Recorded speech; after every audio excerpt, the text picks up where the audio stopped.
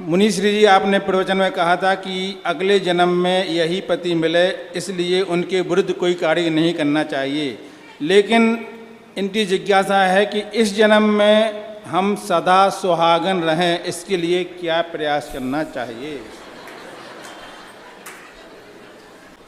सदा सुहागन रखने के लिए अभी 2-3 दिन पहले मैंने एक कार्य बताया था ना, कि चाहे भले तुम सुहाग दशमी करो या नहीं करो, लेकिन हमेशा एक ही परिणाम का ध्यान रखना चाहिए।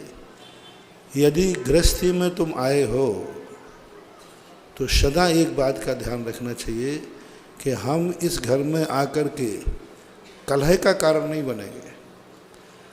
कोई न व्यक्ति ने हमें घर में प्रवेश दिया है तो हम उसके सुख के लिए अच्छा परिणाम करें और अपने परिणामों में इतना समर्पण लाएं कि अपना मन, अपना वचन, काय आदि से माध्यम से उनके सामने वाले के मन में ये भावना आ जाए कि मैंने यह शादी करके गलती की,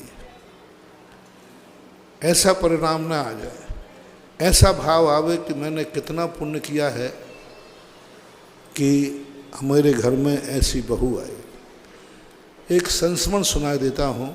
संस्मरण क्या, आगम की बात है कि जब चक्रवर्ती की पटरानियों में एक बार मुनराज को चौके लगाने के आहार के संबंध में डिस्कशन हुआ, भरतेश वैभव। वहाँ पर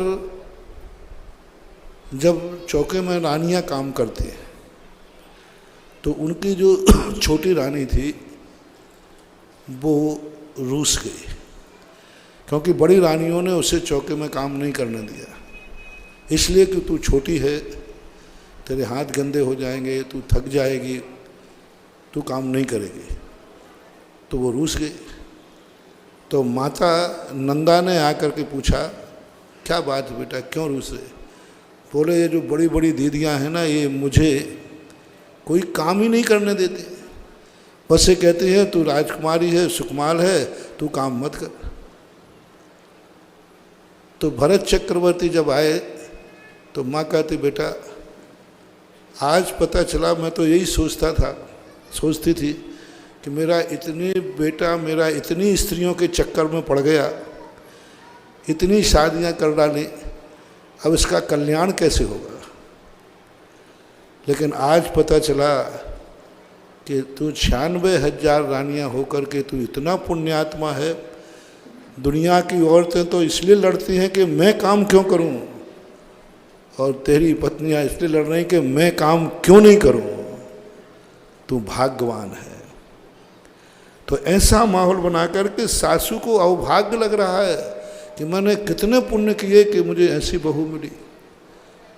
पुरुष को ऐसा महसूस हो कि मैंने कितना पुण्य किया कि मुझे ऐसी पत्नी मिली। बेटे को ऐसा महसूस हो कि मैंने कितना पुण्य किया कि ऐसे मुझे माँ बाप मिले। भाई को गर्व हो कि मैंने कितना पुण्य किया कि ऐसा भाई मिला। रिश्तेदार को गर्व हो कि मैंने कितना पुण्य किया कि ऐसा रिश्तेदार मिला। दोस्त को गर्व हो कि मैंने कितना पुण्य किया कि ऐसा दोस्त मिला। और गुरु को गर्व हो कि मैंने कितना पुण्य किया कि ऐसा शिष्य मिला। सब में बस जिससे तुमने संबंध जोड़ा है, बस उसको गर्व महसूस होना चाहिए।